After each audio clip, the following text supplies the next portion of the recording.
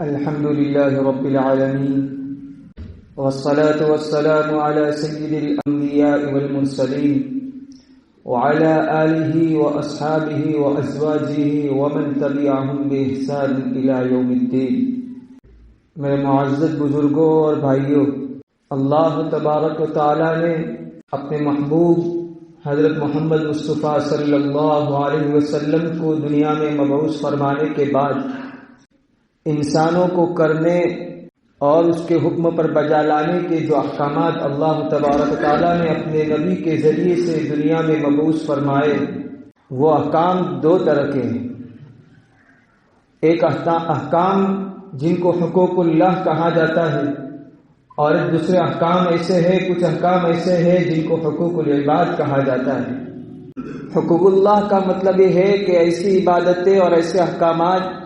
جس میں صرف اور صرف اللہ تبارک و تعالیٰ کا حق ہو، اس کے علاوہ اس عبادت میں اور اس حقوق میں کسی اور کا کوئی حق نہ ہو۔ جیسے ہم نماز پڑھتے ہیں تو صرف اور صرف اللہ تبارک و تعالیٰ کے لیے پڑھتے ہیں، کسی اور کے لیے ہمارا کوئی مقصد نہیں ہوتا، کسی اور کو کوئی فائدہ نہیں ہوتا، صرف اور صرف ہم اللہ تبارک و تعالیٰ کی خوشنودی کے لیے پڑھتے ہیں، تو یہ اللہ تبارک و تعالیٰ کا حق ہے۔ روزہ رکھتے ہیں، زکوٰۃ دیتے ہیں، حج کرتے ہیں، یہ سب اللہ تبارک و تعالیٰ کے حق ہے، ان کو حقوق اللہ کہا جاتا ہے۔ اور دوسرے کچھ حقوق ہے جن کو حقوق العباد کہا جاتا ہے، جن میں بندوں کا حق ہے، جن میں بندوں کا حق ہے کہ اگر کسی کے مال کو تم نے ظلم سے چھین لیا تو بندے کا حق تھا، تم نے بندے کے حق میں تم نے ناانصافی کی ہے۔ کسی کی تم نے بے عزتی کی ہے تو عزت دار ہونا انسان کا حق ہے، آپ نے اس کی بے عزتی کر کے آپ نے بندے کے حق کو ضائع کیا ہے۔ ماں باپ کے ساتھ شفقت کرنا، ماں باپ کی خدمت کرنا، یہ ماں باپ کا حق ہے۔ اگر تم نے ماں باپ کے ساتھ ظلم کیا ہے تو یہ تم نے ماں باپ کے حق کی حق تلفی کی ہے اور یہ حق کو آپ نے پورا نہیں کیا۔ اپنے بچوں پر شفقت کرنا، ان کو صحیح طریقہ سکھانا، اسلام کے طریقے ان کو سکھانا، یہ بچوں کا حق ہے۔ اگر تم نے ان کو صحیح طریقہ نہیں سکھایا، ان کی صحیح پرورش نہیں کی تو ان کے حق تلفی کی ہے۔ غرض بہت سارے احکامات ایسے ہیں جن کا تعلق بندوں کے ساتھ ہے، بلکہ کہا جائے تو وہ حقوق جو اللہ تعالیٰ کے ساتھ ہے، یعنی حقوق اللہ کے حق ہے، وہ کم ہیں، اور حقوق العباد ہے وہ بہت زیادہ ہے۔ ایک غیر مسلم نے قرآن کریم سے حقوق العباد کی فہرست تیار کی ہے تو اس نے 100 ایسے حقوق بیان کیے ہیں جس میں بندوں کا حق ہے۔ حقوق العباد ہے 100 ہے، تقریباً 100 کے قریب حقوق العباد ہے، اور حقوق اللہ تو چند گنے چنے ہیں۔ نماز پڑھنا، روزہ رکھنا، زکوٰۃ دینا، حج کرنا، اللہ کے راستے میں جہاد کرنا، یہ چند گنے چنے حقوق ہے جو حقوق اللہ کہا جاتا ہے۔ لیکن حقوق العباد کی ایک لمبی فہرست ہے۔ میں نے آپ کو ابھی بتایا کہ ایک نو مسلم نے اس کے ایک فہرست بنائی تو 100 کے قریب ہوتے ہیں۔ میرے معزز بزرگوں، جس طرح حقوق اللہ کی پابندی ہم پر ضروری اور لازم قرار دی گئی ہے کہ حقوق اللہ کو بجا لانے والا اللہ کے مقررین میں سے ہوتا ہے، اللہ کے فرما بردار بندوں میں سے ہوتا ہے، نماز پڑھنے والا، زکوٰۃ دینے والا، روزہ رکھنے والا، حج کرنے والا اللہ کا فرما بردار بندہ شمار ہوتا ہے۔ اسی طرح حقوق العباد کی پابندی ہم پر ضروری ہے۔ قرآن کریم میں اللہ تعالیٰ بار بار حقوق العباد کی طرف نشاندہی فرماتے ہیں اور بندوں کو یہ حکم دیتے ہیں کہ حقوق بھی آپ کو ادا کرنا ہے۔ وَآتِ ذَا الْقُرْبَى حَقَّهُ، اللہ تعالیٰ فرماتے ہیں رشتہ داروں کو ان کا حق دو، اپنے رشتہ داروں کو ان کا حق دو، اپنے پڑوسیوں کو ان کا حق دو، مسافروں کو ان کا حق دو۔ اللہ تعالیٰ فرماتے ہیں وَآتِ ذَا الْقُرْبَى، رشتہ داروں کو اپنا حق دو، وَابْنِ السَّبِيلِ، مسافروں کو حق دو، اپنے والدین کو حق دو۔ اللہ تعالیٰ نے قرآن میں جا بجا بندوں کے حق کو بیان فرما کہ اللہ تعالیٰ بار بار تاکید فرماتے ہیں کہ بندوں کا حق ادا کرنا تم پر ضروری ہے۔ تو جس طرح حقوق اللہ تعالیٰ کے حق ہم پر ضروری ہے، اسی طرح بندوں کے حق بھی ہم پر ضروری ہے۔ بلکہ دیکھا جائے اور علماء نے لکھا بھی ہے، اور اگر کتاب قرآن و حدیث کے مطالعے سے ہم کو یہ معلوم ہوتا ہے کہ بندوں کے حق ہم پر زیادہ ضروری ہے۔ اس کی کئی وجوہات علماء نے بیان فرمائی ہے، لیکن یہ بیان فرمایا ہے کہ بندوں کے حق ہم پر زیادہ ضروری ہے۔ 3 وجوہات میں آپ کے سامنے بیان کرتا ہوں۔ پہلی تو وجہ یہ ہے کہ جو اللہ کے حقوق ہے صرف اللہ کے حقوق ہے۔ اللہ کا حق اگر ہم نے ادا نہیں کیا تو اللہ تو کسی کا محتاج نہیں، وہ ہر چیز اس کے محتاج ہے۔ اس کے حق ادا کرنے سے اس کا کوئی نقصان نہیں ہونے والا۔ ہماری نماز پڑھنے سے اس کی کوئی نقصان نہیں، ہمارا روزہ نہ رکھنے سے اس کا کوئی نقصان نہیں، ہمارا زکوٰۃ دینے سے اس کا کوئی نقصان نہیں۔ وہ فقیر نہیں ہے، وہ تو مالدار ہے، وہ تو غنی ہے، اس کے کسی کے پیسوں کی ضرورت نہیں، کسی کے نمازوں کی ضرورت نہیں، کسی کے روزوں کی ضرورت نہیں۔ ہاں ہم کو ضرورت ہے کہ ہم اپنی نمازوں کا نذرانہ، اپنے روزوں کا نذرانہ، اپنے مال کا نذرانہ کعبۃ اللہ کے ارد گرد گھوم کر، صفا مروہ کی پہاڑیوں پر دوڑ کر، عرفات کے میدان، کھلے میدان میں اللہ کے سامنے گڑ گڑا کر اپنی دعاؤں کا نذرانہ، اور ایک جگہ سے دوسری جگہ پیدل چل کر اور ایک فقیر کی ایک سائل کی طرف چل کر اور اپنی تمام ضرورتوں کے اللہ کے سامنے پیش کر کے اپنی تمام عبادتوں کا نظرہ پیش کرنا ہمارے لیے ضروری ہے۔ اللہ کو کسی عبادت کی ضرورت نہیں، وہ تو اللہ بے نیاز ہے، اس کو کسی چیز کی ضرورت نہیں۔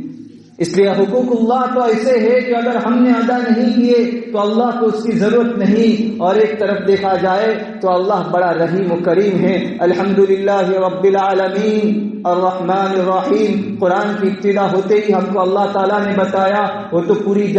کائنات کا رب ہے، اور اس کے بعد فوراً ہم کو بتایا الرحمن الرحیم، وہ بہت بڑا مہربان اور نہایت ہی رحم کرنے والا ہے۔ اس کی ذات، اس کی رحمان و رحیم والی جیسی جو صفت ہے اور جو ذات ہے، اس کے جیسی ذات دنیا میں کوئی نہیں۔ وہ بڑا رحیم و کریم ہے، وہ معاف کرنا چاہے تو اپنے حقوق بندوں سے معاف کر سکتا ہے، اس کو کوئی پوچھنے والا نہیں۔ لیکن اگر ہم نے بندے کے حقوق کو ضائع کیا، کسی کے مال کو چھینا تو اس میں بندے کا نقصان ہے، کسی کی بے عزتی کی تو اس میں اس بندے کا نقصان ہے، کسی کو ہم نے مارا تو اس میں اس بندے کا نقصان ہے، کسی کے گھر سے ہم نے مال چرایا تو اس کا نقصان ہے۔ ہم بندے کے جو حقوق ہے، اگر ہم نے بندے کے حقوق کو چھینا ہے تو اس میں اس بندے کا نقصان ہے۔ اور اللہ تعالیٰ فرماتے ہیں جب تم کسی کا نقصان کرو گے تو میں اس وقت تک پورا نہیں کروں گا جب تک تم نے جس کا نقصان کیا ہے اس نقصان کی تم بھرپائی نہ کر دو،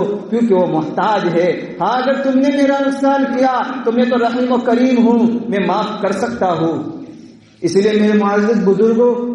ایک تو وجہ یہ ہے کہ حقوق اللہ تعالیٰ کے جو حق ہے اللہ معاف کر سکتے ہیں، لیکن حقوق العباد وہ ہے جو بندوں کے حق ہے وہ اللہ تعالیٰ معاف نہیں فرمائیں گے جب تک کہ وہ بندہ خود معاف نہیں کرے گا جس کے ساتھ تم نے ظلم کیا ہے۔ دوسری وجہ یہ ہے کہ حقوق العباد ادا کرنے سے آپس میں محبت پیدا ہوتی ہے۔ کسی کے ساتھ تم نے رحم کا معاملہ کیا تو پوری زندگی آپ کا نمک خوار ہو جائے گا، آپ کے سامنے آنکھ اٹھا کر بھی نہیں دیکھ سکے گا۔ آپ کا نہایت رحیم و کریم، آپ کا بہت بڑا احسان مند ہو جائے گا۔ اگر کسی نے آپ پر ظلم کیا، آپ نے اس پر رحم کیا تو پوری زندگی آپ کا احسان مند رہے گا۔ کوئی محتاج ہے، گھر میں کھانا نہیں ہے، آپ نے اس کو کھانا دے دیا تو پوری زندگی آپ کا احسان مند رہے گا۔ تو حقوق العباد ادا کرنے سے آپس میں محبت پیدا ہوتی ہے، اور حقوق العباد ضائع کرنے سے جھگڑے نمودار ہو جاتے ہیں، بستیاں خراب ہوتی ہے، ماحول خراب ہوتا ہے، گھر ویران ہوتے ہیں، محلے ویران ہوتے ہیں، محلے چھوڑو پوری بستیاں ویران ہوتی ہے، پوری دنیا ویران ہو جاتی ہے۔ میرے معزز بزرگوں، آج اگر ہم دنیا کی طرف نظر اٹھا کر دیکھیں، گھروں میں بھائی بھائی کے جھگڑے ہیں، میاں بیوی کے جھگڑے ہیں، باپ بیٹے کے جھگڑے ہیں، رشتہ داروں کے آپس میں جھگڑے ہیں، بستی والوں کے آپس میں جھگڑے ہیں، ایک مسلمان کے دوسرے مسلمان کے ساتھ آپس میں جھگڑے ہیں۔ اللہ کے رسول نے تو فرمایا تھا المسلم کا جسد واحد، مسلمان ایک جسم کی طرح ہے، لیکن آج ایک جسم کے ٹکڑے ٹکڑے بکھرے ہوئے پڑے ہیں۔ آج جسم کے ٹکڑے ٹکڑے بکھرے ہوئے دنیا میں ہم کو معلوم ہو رہے ہیں۔ دنیا چھوڑو، اپنے گھر کے اندر سب جسم کے ٹکڑے الگ الگ ہیں، کوئی ادھر دیکھ کر چل رہا ہے، کوئی ادھر دیکھ کر چل رہا ہے، باپ بیٹے سے ناراض ہے، بیٹا باپ سے ناراض ہے۔ یہ کیوں ہے؟ یہ اس لیے ہے کہ اللہ نے جو بندوں کے حق ہم کو بتائے تھے، ہمارے رسول نے ہم کو بندوں کے حق جو بتائے تھے، ہم نے وہ حق ادا نہیں کی۔ میرے رسول نے جو ہم کو اپنے والدین کے حق ادا کیے بتائے تھے، تو ہم نے اپنے والدین کے حق ادا نہیں کیے، والدین ہم سے ناراض ہے۔ چھوٹے بچوں کے حق ہم کو جو سکھائے تھے، ہم نے ان حقوق کو ادا نہیں کیا، چھوٹے بچے اپنے والد سے ناراض ہے۔ ہم نے اپنے رشتہ داروں کے حق اللہ کے رسول نے اللہ نے جو بتائے تھے وہ حق ہم نے ادا نہیں کیے، رشتہ دار ہم سے ناراض ہے۔ پڑوسیوں کے حق اللہ تعالیٰ نے اللہ کے رسول نے ہم کو جو سکھائے تھے ہم نے ادا نہیں کیے، اس لیے پڑوسی ہم سے پریشان حال ہے۔ حدیث پاک میں آتا ہے، اللہ کے رسول صلی اللہ علیہ وسلم فرماتے ہیں کہ جبرائیل علیہ السلام مجھے بار بار اپنے پڑوسیوں کے حقوق کی اتنی تاکید کرتے تھے کہ مجھے ایسا شک ہونے لگا کہ ہو سکتا ایسا نہ ہو کہ پڑوسیوں کو وراثت کے حق کے اندر اللہ تعالیٰ شامل کر دے، کہ کسی کا انتقال ہو جائے تو اس کا پڑوسی ہے تو اس میں سے بھی اس کا حصہ دیا جائے۔ اللہ نے ایسے حقوق پڑوسیوں کی دیے ہیں۔ آج پڑوسی سے پریشان ہیں، پڑوسی سے پریشان ہیں، اس لیے پریشان ہیں کہ اللہ نے اور اللہ کے رسول نے ہم کو جو حق ادا کیے تھے، جو بتائے تھے، وہ ہم نے حق ادا نہیں کیے۔ میرے معزز بزرگوں، تو دوسری وجہ یہ ہے کہ آپس میں اتحاد و اتفاق، محبت و بھائی چارگی اور مل جل کر رہنا حقوق العباد ادا کرنے سے پیدا ہوتا ہے۔ تیسری وجہ یہ ہے کہ اللہ تبارک تعالیٰ کہ اگر ہم حق ادا نہیں کریں گے، جو حقوق العباد ہم ادا نہیں کریں گے، تو اللہ تعالیٰ دنیا میں تو اس کی سزا ہم کو نہیں دیں گے، ہاں آخرت میں اس کی سزا اللہ تعالیٰ دے، معاف کر دے، لیکن اگر حقوق العباد میں ہم نے کوتاہی کی تو ہو سکتا ہے اللہ تعالیٰ اس دنیا میں بھی ہم کو سزا دے گا۔ کوئی بعید نہیں ہے کہ اللہ تعالیٰ اس دنیا میں بھی ہم کو اس حقوق العباد ادا نہ کرنے کی وجہ سے اس دنیا ہی میں اللہ تعالیٰ ہم اس کو اس کی سزا سکھائے۔ ایک ہی مثال بتاؤ حقوق العباد میں والدین کی، اللہ تعالیٰ اللہ کے رسول فرماتے ہیں اور بڑے چوک سے اور بڑے یقین سے فرماتے ہیں، کسی نے اپنے والدین کے ساتھ ناانصافی کی، اللہ تعالیٰ اس کو آخرت میں تو سخت عذاب دے گا، لیکن دنیا میں بھی اس کو سخت عذاب کی آزمائش سے اس کو ضرور پہنچے گی، اس لیے کہ اس نے والدین کے ساتھ نافرمانی کی ہے، اس نے اپنے والدین کے حقوق کو ادا نہیں کیا۔ میرے معزز بزرگوں، کتابوں اور قرآنوں کے مطالعے سے ہم کو یہ معلوم ہوتا ہے کہ اللہ تبارک تعالیٰ نے آدم علیہ السلام سے لے کر آج تک جتنے انبیاء کی قوموں کو ہلاک و برباد کیا اور ان پر عذاب مسلط کیا، چاہے قوم نوح ہو، قوم صالح ہو، قوم لوط ہو یا کسی بھی قسم کی کوئی بھی قوم ہو، جب اللہ تعالیٰ نے ان پر اس وقت عذاب مسلط کیا ہے جب انہوں نے حقوق العباد میں کوتاہی حد سے زیادہ بڑھا دی۔ صرف کفر اور شرک کی وجہ سے کسی قوم کو اللہ نے ہلاک نہیں کیا، یعنی یہ معلوم ہوا کہ کفر اور شرک کی وجہ سے اللہ کسی کو ہلاک نہیں کرتا۔ ہاں اگر کفر اور شرک کے ساتھ عذاب ظلم بھی ہو جائے، حقوق العباد کے اندر کوتاہیاں بھی ہو جائے، تو اللہ تعالیٰ ان کو دنیا میں زندہ نہیں رکھتا۔ چاہے وہ قوم نوح ہو، انہوں نے نوح علیہ السلام کے ساتھ زیادتی کی، ان کے ماننے والوں کے ساتھ زیادتی کی، اللہ نے پوری قوم نوح کو تباہ کر دیا۔ تمام انبیاء کی قوم کو لے لو، شعیب علیہ السلام کی قوم جب ناپ تول میں کمی کرنے لگی، ڈنڈی مارنے لگی، 2 کلو کا کوئی لینے کے لیے آئے تو اس میں سے کم کر کے دینے لگے، ناپ تول میں ڈنڈی کرنے لگی، بندوں کا ناجائز مال کھانے لگی۔ ہاں وہ کافر و مشرک تھے، لیکن اللہ نے اس وقت ہلاک نہیں کیا، لیکن انہوں نے یہ ظلم لوگوں کے ساتھ کیا، لوگوں کے مال جبرن کھانے لگے۔ اللہ کے رسول شعیب علیہ السلام نے ان کو سمجھایا، اے اللہ کے بندو یہ کام مت کرو، انصافی ہے، یہ حقوق العباد ہے، حقوق العباد اللہ معاف نہیں فرماتے، اللہ تم پر عذاب مسلط کرے گا۔ لیکن ان کے سمجھ میں بات نہیں آئی، ان کو اپنا نفع دکھ رہا تھا، بظاہر نفع دکھ رہا تھا کہ ڈنڈی مار کے ہم زیادہ مال کماتے ہیں، ناپ تول میں کمی کر کے ہم زیادہ مال کماتے ہیں۔ لیکن جب ان کا ظلم بڑھ گیا اور لوگوں کے ساتھ زیادہ ظلم ہونے لگا تو اللہ تعالیٰ نے پوری قوم کو تباہ کر دیا۔ میرے معزز بزرگوں، ظلم جب زیادہ بڑھتا ہے، بندوں کے حقوق کی حق تلفی ہوتی ہے تو اللہ تعالیٰ پھر اس کے ساتھ عذاب بھیجتے ہیں۔ اس لیے میرے معزز بزرگوں، حقوق اللہ میں اگر کوتاہی ہوگی تو اللہ تعالیٰ ضرور اپنے عفو و گزر سے معاف کر دیں گے، لیکن جو بندوں کے حق ہے اگر اس میں ہم نے کوتاہی کی تو اللہ تعالیٰ اس کو اس وقت تک معاف نہیں کرے گا جب تک کہ جس کے حق تلفی، جس کے ساتھ ظلم، جس کے ساتھ تم نے ناانصافی کی ہے وہ تم کو معاف نہ کر دے، تب تک اللہ تعالیٰ معاف نہیں فرمائیں گے۔ ہاں، ایک حدیث آپ کو سناتا ہوں، حضرت ابو ہریرہ رضی اللہ تعالیٰ عنہ فرماتے ہیں کہ اللہ کے رسول صلی اللہ علیہ وسلم نے فرمایا کہ قیامت کے دن جب قیامت قائم ہوگی، اللہ کے سامنے سب لوگ حاضر ہوں گے، اس وقت ایک شخص کو بلایا جائے گا، دو شخصوں کو بلایا جائے گا، اور ایک کے پاس سے نیکیاں لے کر دوسروں کو دی جائے گی، اس لیے دی جائے گی کہ اس نے اس کے ساتھ دنیا میں ظلم کیا ہوگا، ایک شخص نے دوسرے شخص پر ظلم کیا ہوگا۔ قیامت کے دن دونوں کو بلایا جائے گا اور کہا جائے گا کہ تم نے ان کے ساتھ ظلم کیا ہے، آپ اس ظلم کے بدلے میں اس کو نیکیاں دے دو۔ اس کے پاس سے دوسرے کو بلایا جائے گا، تم نے اس پر بھی ظلم کیا ہے، جو تم نے نیکیاں کی ہے اس ظلم کے بدلے میں وہ دے دو۔ اور کو بلایا جائے گا، جتنوں پر اس نے ظلم کیا ہے تمام لوگوں کو بلایا جائے گا، اور اس شخص کے پاس سے نیکیاں چھین کر ان کو دی جائے گی۔ جب نیکیاں ختم ہو جائے گی تو جن پر ظلم کیا ہے ان کے گناہوں کو ان سے لے کر اس پر ڈال دیا جائے گا۔ میرے معزز بزرگوں، ذرا ہم اپنے دل کے اندر غور کر کے سوچو کہ ہماری نیکیاں کیا ہیں، ہم کتنی نیکیاں کرتے ہیں کہ اللہ کے سامنے لے کر حاضر ہو جائے اور اللہ کے سامنے ہم جنت میں جانے کے لیے اور جہنم سے چھٹکارا حاصل کرنے کے لیے ان نیکیوں کا حوالہ دے سکے۔ میرے معزز بزرگوں، ہمارے پاس وہ نیکیاں نہیں ہیں۔ اگر ہمارے پاس نیکیاں بھی نہیں ہیں اور ہم نے بندوں کے حقوق مارے ہیں، اپنے رشتہ داروں کے حقوق مارے ہیں، اپنے بھائی کے حقوق مارے ہیں، ان کے ساتھ زمین میں ناانصافی کی ہے، اپنی فیکٹری میں ناانصافی کی ہے، اپنے بیٹوں کے ساتھ ناانصافی کی ہے، تو قیامت کے دن پوری لائن لگی ہوگی ہمارے نیکیوں کو لینے کے لیے۔ اس وقت ہم کیا منظر ہوگا، اور اس وقت افسوس کے علاوہ کچھ نہیں ہوگا۔ ایک اور حدیث آپ کو سناتا چلو، مشکات شریف میں حضرت ابو ہریرہ رضی اللہ تعالیٰ عنہ کی روایت ہے، اللہ کے رسول صلی اللہ علیہ وسلم فرماتے ہیں، اے میرے صحابہ، کیا آپ جانتے ہو مفلس کون ہے؟ اللہ کے رسول صحابہ سے فرماتے ہیں، میرے صحابہ کیا آپ جانتے ہو مفلس کون ہے؟ اللہ کے صحابہ فرماتے ہیں، اللہ کے رسول، مفلس اس شخص کو کہتے ہیں جس کے پاس کھانے کا، پینے کا، رہنے کا،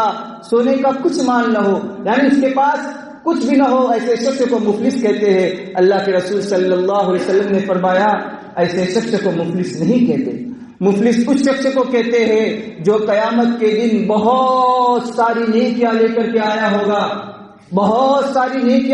آیا ہوگا، لیکن کسی کے ساتھ اس نے ظلم کیا ہوگا، کسی کی زمین اس نے ہڑپ کر لی ہوگی، کسی کی فیکٹری میں سے اس نے مال چرایا ہوگا، اس نے اپنے والدین کے حقوق ادا نہیں کیے ہوں گے،